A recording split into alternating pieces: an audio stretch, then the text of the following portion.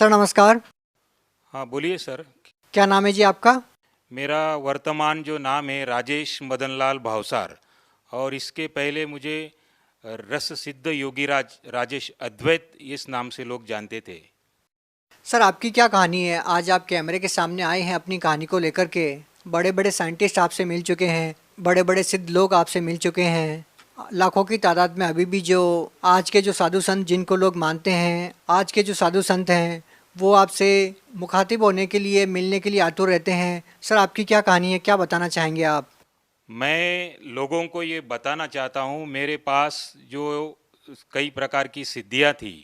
इससे पहले मैंने एक किताब लिखी है, देह सिद्धि, स्वर्ण सिद्धि और रस सिद्धि नाम की किताब लिखी है मैंने। क्या सर आप इसको कैमरे में दिखा सकते हैं? ये मेरी किताब है, देह सिद्धि, स्वर्ण सिद्धि और रस सिद्धि नाम की जो किताब है, इसको मैंने लिखी है। और ये मेरा आखिरी में ये फोटो भी है। इसको ये जगत विख्यात रस सिद्ध योगीराज राजेश अद्वैत, ये नाम से लोग मुझे पहचानते थे। इसके आप ये फ़ोटो देख सकते हैं। इसके पहले मेरी किस प्रकार की दाढ़ी थी। लोग मुझे मेरे चरण स्पर्श करके, ये पंडित लोग मेरे से आज जो लेके जाते थे, वो मैं रहस्य आपके सामने खोल रहा हूँ। आप एक देख सकते हैं कि ये जो मेरे हाथ में जो चीज़ है, ये संसार की अत्यंत दुर्लभ वस्तु मानी जाती थी। इसको शास्त्रों में और पुराणों में कहा है कि मृदुहा कोटिगुणम फल प्राप्तेत स्वर्णलिंगा, स्वर्णात् कोटिगुणम फल प्राप्तेत बाणलिंगा, बाणात् कोटिगुणम फल प्राप्तेत नर्मदेश्वर लिंगा, और नर्मदेश्वरात् कोटिगुणम फल प्राप्तेत पारदेश्वर लिंगा। इसके आगे ये भी कहा है कि रसात् परतरम लिंग न भूतो न भविष्यति। इसका तात्पर्य ये कि सारा संसार आज जो शिवलिंग की पूजा कर रहा है, जिसको ये बताया जाता है कि मिट्टी से जो बना शिवलिंग होता है, उससे करोड़ों गुना पुण्य फल प्राप्ति सोने के शिवलिंग के पूजन से प्राप्त होती है। इस श्लोक का अर्थ बता रहा हूँ मैं आपको। और सोने से करोड़ों गुना पुण्य फल प्राप्ति, जो दूसरे ग्रह से जो उल्का आती है, उसका जो पत्थर, उस पत्थर से जो लिंग बनाया जाता है, उससे करोड़ों गुना पुण्य फल प्राप्ति होती है। और उससे भी करोड़ों गुना पुण्य फल प्राप्ति जो नर्मदा नदी में निसर्गता तैयार हुआ मिलता है, उससे प्राप्ति होती है। और उससे भी करोड़ों गुना पुण्य फल प्राप्ति ये जो पारे से बना हुआ संसार का अत्यंत दुर्लभ पारद शिवलिंग, ये जो आपको दिखा रहा हूं, इससे प्राप्त होती। इसको कहा है शास्त्रों में कि रसात् परतरम लिंग न भूतो न भविष्यति। ये पारे का शिवलिंग है, आप देख सकते हैं। सर इसकी महत्वता क्या है? आपने जो ये बनाया है शिवलिंग, सर इसकी महत्वता क्या है? पारा मतलब कौन सी धातु है, मतलब क्या है इसकी कहानी? सर मैं आपको दिखाता हूँ पारा, एक मिनट में। ये जो आप देख रहे हैं सर, कि ये जो है ना, ये इसको मर्क्यूरी बोला जाता है, और ये हाथ में नहीं उठाया जाता है। इसको जो है भगवान शिव का वीर्य कहा है। ये जो देख रहे हैं आप, ये जो बिजली के समान तेजस्वी अत्यंत दैदीप्यमान जो पदार्थ देख रहे हैं, इसको भगवान शिव का वीर्य बताया है। और ये संसार का अत्यंत दुर्लभ वस्तु और पूर्ण पूर्ण पृथ्वी तल पर एक जीवित धातु माना जाता है इसको। और वैज्ञानिक दृष्टिकोण से भी इसको अलाइव मेटल कहा गया है। इसमें सभी धातुओं को समाने की क्षमता है इसमें। और इससे बना ये शिवलिंग है, जो आज संसार का अत्यंत दुर्लभ माना जाता है। मगर जिस दिन से मैंने संत रामपाल जी महाराज की किताब पढ़ी, उसमें दिया है कि अंधश्रद्धा भक्ति खतरा ये जान, ये जो किताब पढ़ी, उसमें पारस ये अनेक शिवलिंग के बारे में जो बताया है, कि मैं भी इस प्रकार का पहले जानता था कि ये ब्रह्मा और माया का मिलन है, इस प्रकार मैं समझता था। यानी हम लोग पूजा किस चीज़ की कर रहे हैं और क्या चीज़ की पूजा करना चाहिए, इस प्रकार का ज्ञान संत रामपाल जी महाराज की किताब पढ़ने से मिला। और मैं इसको इसके माध्यम से अमर बनने की ख्वाहिश लेके बैठा था कि मैं अमर बन जाऊं, क्योंकि ये विज्ञान में आगे चल के इस प्रकार का भी समावेश किया गया है कि इससे व्यक्ति अमर बनता है। मगर ये बात तब मुझे गलत लगी कि मुझे ही डायबिटीज़ हो गया और मैं मलाई, घी, चावल ये खाने में असमर्थ था। तब मुझे आहत निकली मेरे अंदर से कि हे परमात्मा, तुम जहाँ भी कहीं बैठे हो तो मेरी अंदर की आवाज़ सुनो आप। सर ये जो पदार्थ आपके पास है, सर इस पदार्थ से तो कोई भी शिवलिंग बना सकता है, इसमें बड़ी बात क्या है? नहीं सर, ये इसको जो है ना, ये आम व्यक्ति नहीं बना सकता। इस प्रकार का और भी एक मैं शिवलिंग बनाया करता था जिसको भूखा पारसमणि कहा जाता है। नहीं, जो आपके पास ये जो पदार्थ है, ये जो लिक्विड पदार्थ है, इसको गर्म करके या ठंडा करके या किसी क्रिया के द्वारा इसको ठोस नहीं बनाया जा सकता। नहीं सर, ये जो है इसको 662 डिग्री पर आप हीट देंगे तो ये इवापोरेट हो जाता है, कपूर के जैसा उड़ जाता है। इसको गर्म करने से भी आप बांध नहीं सकते। संसार की ऐसी कोई चीज़ नहीं है। रावण के संहिता में बताया गया है कि ये तंत्र की आखिरी क्रिया मानी जाती है। भारत को जड़ी बूटियों के माध्यम से और तंत्र के माध्यम से बांध देना और इसको ये सुवर्ण खाने में सक्षम है ऐसे बना देना। सर, आपने कहा कि ये स्वर्ण खाने में सक्षम है। सर, इस बात का क्या मतलब निकाले? ये जो इस प्रकार का जो लिंग बनता है तो इसको आप स्वर्ण अगर ये इसको टच करते हैं तो ये स्वर्ण अपने आप में खा जाता है। इस प्रकार का भी एक शिवलिंग बनता है और ये जो शिवलिंग है इसको आप अगर स्वर्ण स्पर्श करेंगे तो ये अपने आप में व्हाइट बना देता है। कौन विश्वास करेगा सर इस बात पे? आप देख सकते हैं, लाइए आप कोई चीज़ है तो। सर, इससे पहले हम आपसे ये जानना चाहेंगे, ये जो सोना आपके हाथ में है ये वाइट हो जाएगा, मतलब ये सोना नहीं रहेगा? हाँ जी, इसके घिसने से सोना नहीं रहेगा ये? नहीं, इसके अंदर जो गुण है ये गुण इस अपने गुण ये दूसरे में उतार देता है और इसको भी वाइट कर देता है सोने को। आप देख सकते हैं कि मैं इसको स्पर्श करा रहा हूँ और आप देख सकते हैं इसको कि ये देखो, ये देखिए आपके सामने ही मैं बता रहा हूँ। आप दूसरा कोई भी पेंट इसको लगा सकते हैं, ये सोने को नहीं पकड़ता है क्योंकि सोना जो चीज़ है वो अपने आप में अलग होता है। इसका मतलब तो ये हुआ कि जैसे पारस पत्थर होता है जो लोहे को सोना बना देता है, तो इसने सोने को लोहा बना दिया एक किस्म से। नहीं, ये नहीं कह सकते हम, मगर कि जो दूसरा आता है इसमें से जो ये सोने को खाता है, भूखा पारसमणि, बुभुक्षित पारस कहते हैं इसको, तो ये सुवर्ण खा जाता है और ये इसकी जो क्षमता है वो कितना पचा जाएगा अपने में सोना, इसका कोई अंदाज़ा नहीं रहता है। आपका कहने का मतलब है कि आप में इतनी सारी सिद्धियां हैं या आप इतनी विद्याओं को जानते हैं कि आप वो भी चीज़ बना सकते हैं जो लोहे को सोना बना सकती है या फिर सोने को खा सकती है, वो आपने बना ही दिया। हाँ जी, मैं कुंभ मेले में भी जो है मेरे पास गाड़ी भर भर के ये जो नागा साधु वगैरह सब लोग आते थे और मैं ये पारे के माध्यम से चांदी बनाने का प्रोग्राम दिखाया करता था कि ये सारी चीज़ रखी हुई है और इनसे आप ये चीज़ इसमें डालेंगे तो इस प्रकार का सोना चांदी ये मैं बना के खुद लाभ देता था लोगों को। मगर जिस दिन मुझे ये समझ में आ गई कि ये जो ज्ञान जो है ये अधूरा है, संत रामपाल जी महाराज जी का मैंने सत्संग देखा टीवी पे और उसमें वो बता रहे थे, उंगली घुमा के ऐसे बता रहे थे कि ये ब्रह्मा विष्णु महेश भी नाशवान है और इनकी भी जन्म मृत्यु होती है। तो मुझे मेरी पैर के नीचे की ज़मीन खिसक गई कि ये जिसको मैं अमरता का अपने खुद अमर होने के लिए मैं इनकी पूजा लेके बैठा था और इनसे मिलने वाले लाभ को तो क्षणिक लाभ बोला है। तो ये शब्द मैं सुनकर बहुत ही परेशान हो गया मैं कि ये बात कुछ बिगड़ रही है, ये मेरे समझ में आ गया।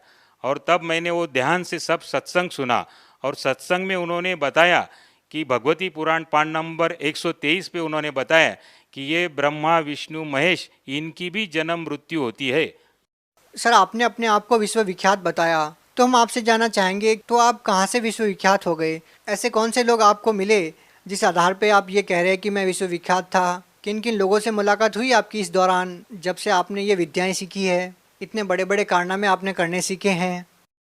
सर 1996 में वर्ल्ड पीस कॉन्फ्रेंस हुआ था, उसमें मैंने कई साइंटिस्टों के साथ डिस्कशन किया और उसमें अमेरिका के डॉक्टर ईसीजी सुदर्शन जिन्होंने कई आइंस्टाइन की सिद्धि फ्लॉप कर दी है। सर, बोलने को तो कुछ भी बोल सकते हैं, इस बात का प्रमाण है आपके पास? जी हाँ, मेरे पास फोटोग्राफ्स है, आप देख सकते हैं। ये देखिए, ये वर्ल्ड पीस कॉन्फ्रेंस 96, इसमें ये इन कौन है सर ये? डॉक्टर ईसीजी सुदर्शन जिन्होंने कई आइंस्टाइन की थ्योरी फ्लॉप कर दी है और इनको भी मैंने डिस्कशन बताया था और ये भी शुरू में नहीं मान रहे थे कि इस प्रकार का कोई होता है चीज़। तो जब इनको प्रमाणों के साथ मैंने ये सब चीज़ें बताई तो उन्होंने भी ये लोहा मान लिया कि सचमुच ये जो आप बता रहे ये सही ज्ञान है। इसके अलावा किन लोगों से आपकी मुलाकात हुई जिसके आधार पर हम ये मान सकें कि वास्तव में आप एक ऐसे महत्वपूर्ण व्यक्ति हैं जिस व्यक्ति पर विश्व के विख्यात लोगों ने भरोसा किया, या आपसे मुलाकात करने के लिए वो लोग आतुर रहे कि आपने एक ऐसी बड़ी खोज की है, या फिर जड़ी बूटियों के माध्यम से आपने एक ऐसा यंत्र बनाया है जिसको लोग सपने में भी नहीं सोच सकते कि ऐसा हो सकता है। सर, जैसे आप देख रही है हाई कमिश्नर ऑफ टांजानिया, इस प्रकार के कई जो दलाई लामा वगैरह इन सब लोग, दलाई लामा से भी आपकी मुलाकात हुई है? हाँ जी, वर्ल्ड कॉन्फ्रेंस में आए थे, उन लोगों से भी डिस्कशन हुआ मेरा।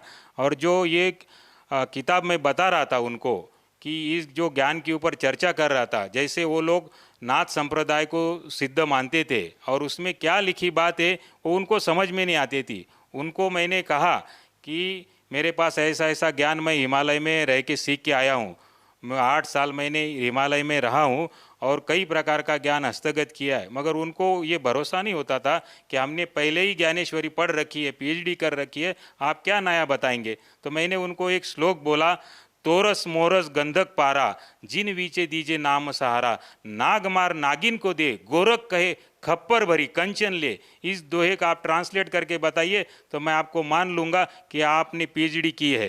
तो उनको वो बता नहीं सके, क्योंकि ये जो पूरी रासायनिक क्रिया है और केमिकली क्रिया है कि इसके माध्यम से, पारे के माध्यम से सोना बनाया जा सकता है। शॉर्टकट में इसके सारे रहस्यों को जब मैंने खोला तब उनकी बात समझ में आई, क्योंकि आखिरी में स्पष्ट रूप से कहा है कि गोरख कहे खप्पर भरी कंचन लीजिए। कंचन में स्वर्ण, जो मटके का आधा भाग होता है उसको खप्पर बोलते हैं। इस प्रकार का खप्पर भर के आप कंचन स्वर्ण बना सकते हैं, इस प्रकार की विधि उसमें छिपी थी। मगर इतना होने के बावजूद, ये सब होने के बावजूद भी मैं आपको बता रहा हूँ, समाज को बता रहा हूँ कि इस प्रकार के जो हम लोग शिवलिंग के ऊपर आश्रित हो गए, तो ये अपने आप में ये यूजलेस और इसका कोई मूल्य नहीं है अपने जीवन में, ये आप समझ लीजिए। क्योंकि इससे क्षणिक लाभ प्राप्त होता है, लाभ तो होता है मगर क्षणिक लाभ प्राप्त होता है। और इसकी इतना, जितने ये स्वामी है उतने मनुष्य की एक श्वास की कीमत संत रामपाल जी महाराज ने बताई है कि मानुष जन्म दुर्लभ है, ये मिले न बारंबार, जैसे तरुवर से पत्ता टूट गिरे बहुर न लगता डार। जब ये अपनी कीमत मुझे समझ में आ गई तो मैंने इस यूजलेस इन सब चीज़ों को मैंने छोड़ दिया। आज भी मेरे से लोग संपर्क करते हैं और जब मैं इनके बारे में चर्चा करता हूं तो लोगों की इच्छा होती है सीखने के लिए। सर, जिस चीज़ को आप ये कह रहे हैं कि ये इतना मूल्यवान वस्तु नहीं है जितना संत रामपाल जी महाराज जी ने मूल्यवान वस्तु आपको दी है, लेकिन एक समय था जब शिक्षा मंत्री आपके साथ खड़े होकर के फ़ोटो खिंचवा रहे हैं और आपको विश्वविख्यात मानते हुए आपकी जो साधना है, जो आपने सिद्धियों के द्वारा या जो आपने योग क्रियाओं के माध्यम से जो ये वस्तु आपने बनाई है, उसका महत्व समझते हुए वो शिक्षा मंत्री आपके साथ फ़ोटो खिंचवा रहे हैं, तो कहीं ना कहीं हम ये तो नहीं कह सकते कि ये अंधविश्वास है। जरूर आपने ऐसे किसी चीज़ की खोज की है जो अपने आप में एक महत्वपूर्ण है, लेकिन आज आप ये कह रहे हैं कि इससे भी महत्वपूर्ण चीज़ वो है जो संत रामपाल जी महाराज जी ने आपको दी है। तो क्या आप दर्शकों को ये भी दिखाना चाहेंगे कि शिक्षा मंत्री जी आपके साथ फ़ोटो खिंचवा रहे हैं और उस मुलाकात के क्या मायने निकलते हैं? सर, ये कौन है? ये जी सर अमरीश पटेल जी है, ये शिक्षा मंत्री है। और इस प्रकार का जो ज्ञान समेटे हुए मेरे पास कई लोग जो आते थे। सर देखिए, ये तो शिक्षा मंत्री है, लोगों तक शिक्षा पहुंचाने का कार्यभार इनके ऊपर है, ये भी आपके साथ खड़े हैं, तो कहीं ना कहीं ये तो मान सकते हैं हम कि ये अंधविश्वास तो है नहीं, ना ही हम ये कह सकते हैं कि ये आम समाज के लिए यूजलेस चीज़ है। तो इनके साथ जब आपकी बातचीत होती है तो क्या बातचीत होती है आपकी इनसे, और आप इनको भी क्या संदेश देना चाहेंगे? ये भी अपने आप में ये माने बैठे थे कि ये जो चीज़ है यही लास्ट स्टेज है किसी भी वस्तु को एक ऐसे मुकाम पर पहुंचने के लिए जिससे लोगों को प्रभावित किया जा सके। सर, मुझे परमात्मा चाहिए था और इन सब चीज़ों से परमात्मा प्राप्त नहीं हो सकता है, ये मेरे ध्यान में बात आ गई। और जब मैंने ये संत रामपाल जी महाराज का ज्ञान बारकाई से अध्ययन किया, क्योंकि इसके पहले मैं तो सारा कुछ पढ़ चुका था, आयुर्वेद, कर्मकांड, ज्योतिष, मीमांसा, परा विज्ञान, पारद विज्ञान, कई प्रकार की सिद्धियों को कर चुका था। ये सब करने के बावजूद मुझे ये तो ज्ञान हो गया था कि संत कौन है, क्योंकि बाकी सारी संत तो जो धन के लालची होते हैं, और मैं इस प्रकार की सिद्धियां उनके सामने दिखाता था तो वो कुछ भी देने के लिए और समर्पित करने के लिए तैयार हो जाते थे। इवन ब्राह्मण लोग भी मेरे पैर छू के वो मेरे से शिवलिंग 1100 रुपये का शिवलिंग आगे 11,000 में बेचते थे। तो इस प्रकार का वो सब लोग करते थे।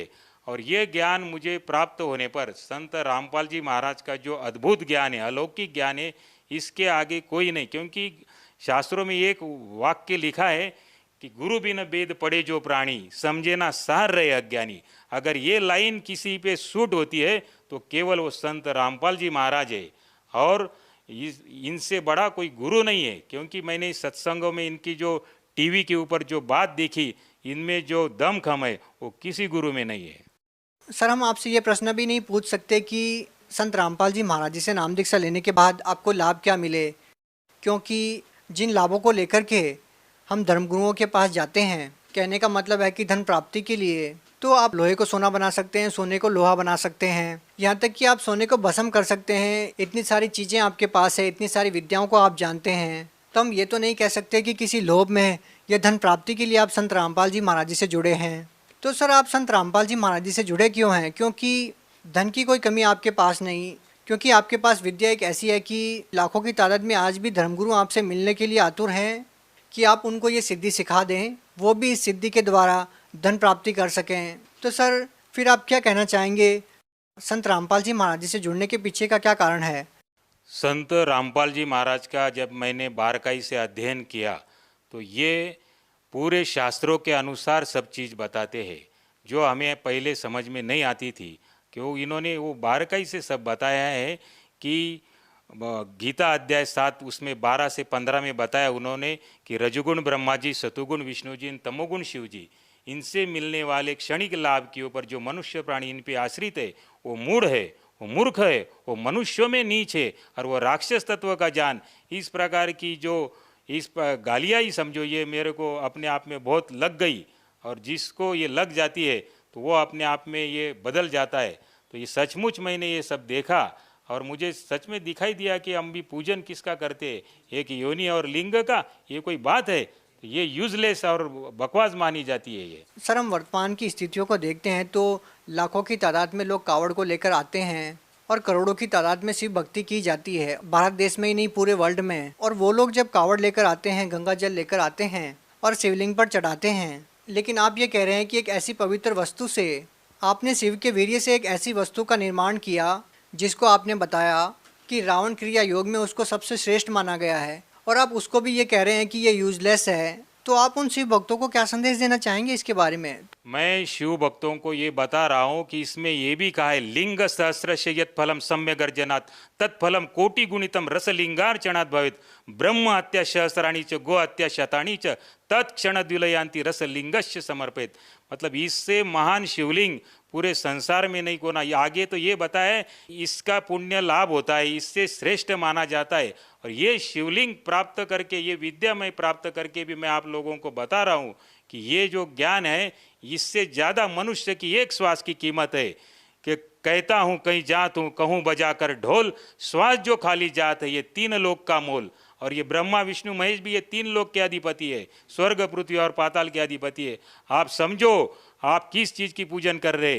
हे मानव जगत, आप जागो कि ये संत रामपाल जी महाराज जो दिखने में सामान्य से दिखते, ये कोई साधारण व्यक्तित्व नहीं है, ये आए हुए परमात्मा ही है। आप इनको परखो, इनके ज्ञान को समझो। और ऐसी किसी में हिम्मत नहीं है कि जो कहते त्रिदेव की भक्ति उनकी कभी ना होए मुक्ति, ये बताने वाले संत रामपाल जी महाराज ही है।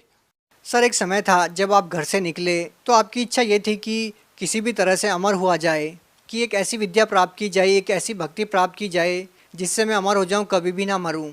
लेकिन आपके साथ समस्या ये आ जाती है कि आपको डायबिटीज़ हो जाती है और आपको बहुत सारे परहेज करने पड़ते हैं, कि आपको वो खाना भी नहीं खाया जाता जो आप खाना चाहते हैं। तो हम आपसे ये जानना चाहेंगे कि एक ऐसे इतने बड़े सिद्ध पुरुष की वो अपनी बीमारी अपनी क्रियाओं से तो ठीक नहीं कर पा रहा था, क्या संत रामपाल जी महाराज जी की शरण में जाने के बाद वो समस्या आपकी ठीक हुई? हाँ जी, जैसे ही मैंने संत रामपाल जी महाराज जी से दीक्षा ली तो मुझे अपने आप में समझ में आया कि मेरे शरीर में कोई परिवर्तन हो रहा है। और इस प्रकार का परिवर्तन हुआ तो धीरे धीरे ये सब चीज़, मैं पहले मलाई खाता नहीं था और चावल नहीं खाता था और दूध भी पीने से मुझे डर लगता था। तो ये जैसे ही मैंने दीक्षा ली तो मेरे अंदर एक प्रचंड परिवर्तन होते गया और आज मैं सभी तरह की चीज़ें खा सकता हूँ, पी सकता हूँ। और यही मेरे लिए बहुत ही आनंद की बात है कि मेरा स्वास्थ्य लाभ हो गया, मैं सुदृढ़ हूँ और किसी प्रकार की आज बीमारी नहीं है मुझे, क्योंकि तन का सुख ये सबसे बड़ा सुख है। तो ये चीज़ का भी ज्ञान संत रामपाल जी महाराज ने ही बताया है। तन दर सुखिया कोई न देखा, जो देखा सो दुखिया हो। तो ये बात सत्य लागू पड़ती है कि समाज को ये ज्ञान न होने के वजह से वो इन चीज़ों के पीछे दौड़ रहा है। सर देखिए, हिंदुस्तानी नहीं, दुनिया की आधी आबादी चमत्कार के ऊपर आश्रित रहती है और चमत्कार दिखाने वाले पुरुष को वो भगवान मानने लग जाती है। जो आप सहज में ही लाखों लोगों का प्रतिनिधित्व कर सकते थे, आप लाखों लोगों को भ्रमित कर सकते थे यदि आप चाहते तो। जैसे कि हम उदाहरण ले तो लाखों की तादाद में अभी भी छोटे छोटे जो धर्मगुरु हैं वो लाखों लोगों को भ्रमित किए हुए हैं। ऐसे ही हम एक उदाहरण देखते हैं तो एक साईं बाबा नाम से महाराष्ट्र में एक संत हुए हैं जो करोड़ों लोगों को अपना शिष्य मानते हैं और करोड़ों लोग अपना उनको एक इष्ट देव के रूप में देखा है और सचिन तेंदुलकर, लता मंगेशकर जैसे लोग उनके शिष्य रहे हैं। ऐसे ही चमत्कारिक विधियों के द्वारा उन्होंने लाखों लोगों का प्रतिनिधित्व किया है। तो सर हम आपसे जानना चाहते हैं कि आप उन लोगों के लिए एक माकूल जवाब है जो उन बाबाओं को अपना इष्ट देव मानते हैं और उन बाबाओं के ऊपर आश्रित हो जाते हैं। आप उन लोगों को क्या कहना चाहेंगे जो केवल चमत्कार को ही नमस्कार करते हैं? जो कि आपने चमत्कार को नमस्कार नहीं, आपने भक्ति को तवज्जो दी है और आपने संत रामपाल जी महाराज जी को अपना गुरु बनाया है। सर, संत रामपाल जी महाराज में जो बात है वो आज तक किसी धर्मगुरु ने ये बात दिखाई नहीं, क्योंकि उन्होंने जो भी बात बताई है पूरा भगवत गीता के अनुसार, वेद शास्त्रों के अनुसार, उसमें उन्होंने ये बताया कि कबीर देव ये भगवान है, ये सोम प्रभु है, अमर परमात्मा है। और जब ये बात भी मुझे लग गई, क्योंकि ब्रह्मा विष्णु महेश तो नाशवान है और ये अमर परमात्मा तो ये है, तो जब से मैंने ये बात सुनी, क्योंकि मेरे अंदर वो जिज्ञासा ही थी कि अमर बनने की जिज्ञासा, तो ये जिज्ञासा से लेकर मैं उन बातों की खोज करता गया। और जो संत रामपाल जी महाराज ने जो बातें बताई है तो वो 100%, 1001% सत्य बात है और इससे बड़ी कोई बात नहीं दिखती मुझे। सर इसमें कोई संदेह नहीं है कि आपके अनुभव को सुनकर के लाखों की तादाद में लोग प्रभावित होंगे, लेकिन साथ में ही उनके जहन में सवाल ये भी आएगा कि जिस संत से आप जुड़े हैं वो अभी जेल में है, तो वो कैसे उस संत से नाम दीक्षा ले सकते हैं जो जेल में है? वो कैसे उन लोगों के जो कष्ट हैं, उनके जो दुख हैं वो दूर कर पाएंगे? इसमें संत रामपाल जी महाराज ने पूरे वर्ल्ड में हर डिस्ट्रिक्ट में उनके सेंटर है, जो नीचे जो पीली पट्टी आती है। सर सेंटर है वो ठीक है, लेकिन लोगों को ये विश्वास ही नहीं हो पाएगा कि जो संत खुद जेल में है वो दूसरे लोगों को राहत कैसे दे पाएंगे? ऐसा होता है कि जो संत होते हैं उनमें सिद्धि होती है और वो सिद्धि वाचा सिद्धि होती है। केवल स्पर्श मात्र से भी या शब्द मात्र से भी वो किसी प्रकार का भी कोई भी चीज़ का निर्माण कर सकते हैं। तो सर लोगों के जहन में सवाल ये भी तो आएगा कि वो बाहर क्यों नहीं आ जाते? ये एक तरीका होता है कि किस प्रकार क्या चीज़ करनी है वो संत ही समझ सकते हैं। बाहर आने का मतलब ये तो नहीं कि वो कुछ कार्य नहीं कर रहे, वो वहाँ बैठे बैठे ही सब कार्य कर सकते हैं। और तत्व ज्ञान के हिसाब से या दिव्य दृष्टि से अगर हम देखा जाए तो ये जिस ब्रह्मांड में हम लोग रह रहे, तो ये ब्रह्मांड ही हम त्रिगुणमयी माया से बंधा हुआ है और सभी हम लोग जेल में हैं और इस जेल से ही छुटवाने के लिए वो आए हैं। तो जो एक दृष्टि से अगर देखा जाएगा कि इनको जेल में रहते हुए भी जो आस्था इन पे बना लेगा और समझ लेगा, तो वो बूमरैंग करके वो चीज़ आती है तुम्हारे ऊपर और उस बूमरैंग के हिसाब से यहाँ से छूटने के लिए तुम्हें भी मदद मिलती है। सर आपने स्वर्ण भस्म यंत्र का निर्माण किया, आपने क्या आपने इसके अलावा भी कोई ऐसा यंत्र बनाया अपनी सिद्धियों के द्वारा, जो आपकी विद्या थी उनके द्वारा? हाँ जी सर, ये जो आज देख रहे पूरा सभी गुरु इस यंत्र के ऊपर अपना महत्व जमा लेते हैं। इसको महालक्ष्मी यंत्र का श्री यंत्र कहा जाता है और इसमें भी क्या चीज़ छिपी है, इसमें इस महालक्ष्मी के भी यंत्र में हिरण्यवर्णाहरणी जात वेदो त्वाम लक्ष्मी आवत, तो इसमें भी पारे के माध्यम से सुवर्ण क्रिया करने की विधि छिपाई गई है और वो किसी को न मालूम होने की वजह से लोग इसको घी का दीपक लगाते हैं और इसका पूजन करते हैं। ये यूजलेस है, तो उसमें क्रियाओं को समझ के और उसके अनुसार करने से, और ये सभी चीज़ें जो है तो किसी को वो समझ में नहीं आती है, तो इसलिए गुरु संसार में करना आवश्यक है। सर आपने जो यंत्र बनाया था उस यंत्र ने सोने की धातु को अपने रंग में बदल दिया, लेकिन सर लोगों को शंका ये हो सकती है कि आपके हाथ में कोई और वस्तु हो या आपने जिस सोने को वाइट किया है वो वाइट वस्तु कुछ और हो। तो लोग आपसे ये ज़रूर जानना चाहेंगे कि अगर वो सोना आपके पास लेकर आते हैं तो क्या उस धातु से आप उसको भी वाइट कर सकते हैं? हाँ जी, बिल्कुल, कभी भी कहीं भी ये चीज़ हो सकती है। तो आपके जो कहने का मतलब है कि आपने अभी तक जो क्रियाएं की, आपने जो विद्या सीखी वो बिल्कुल यूजलेस है और सही जो चीज़ है वो संत रामपाल जी महाराज जो भक्ति बता रहे हैं वो है। हाँ जी, बिल्कुल ये ऐसा ही है, क्योंकि संत रामपाल जी महाराज ने जो जो बातें बताई है आज तक संसार में किसी गुरु ने नहीं बताई है। उन्होंने गुरु ग्रंथ साहिब के अनुसार भी सिद्ध कर दिया कि हक्का कबीर करीम तू बेएब परवरदिगार, कि ये कबीर साहेब ये सोम परमात्मा है और ये अमर परमात्मा, यही परवरदिगार है। सर आपने शिव भगवान को मानने वाले लोगों को एक संदेश दिया कि आप जो साधनाएं कर रहे हैं वो साधनाएं करने की नहीं है, संत रामपाल जी महाराज जी से नाम दीक्षा लो। तो क्या ये माना जाए कि संत रामपाल जी महाराज शिव भगवान की या देवी देवताओं की भक्ति छुड़वाते हैं? नहीं, संत रामपाल जी महाराज तो ये बताते हैं कि जैसे तहसीलदार साहेब है, कलेक्टर साहेब है, मंत्री साहेब है, मुख्यमंत्री साहेब है, प्रधानमंत्री साहेब है और राष्ट्रपति साहेब है, तो ये भी अपने स्तर के साहेब है। साहेब यानी स्वामी, प्रभु है ये। और तहसीलदार को अगर हम राष्ट्रपति कहेंगे तो ये बात गलत हो जाती है। वो इतना ही समझा रहे कि तुम तहसीलदार को तहसीलदार ही साहब बोलो।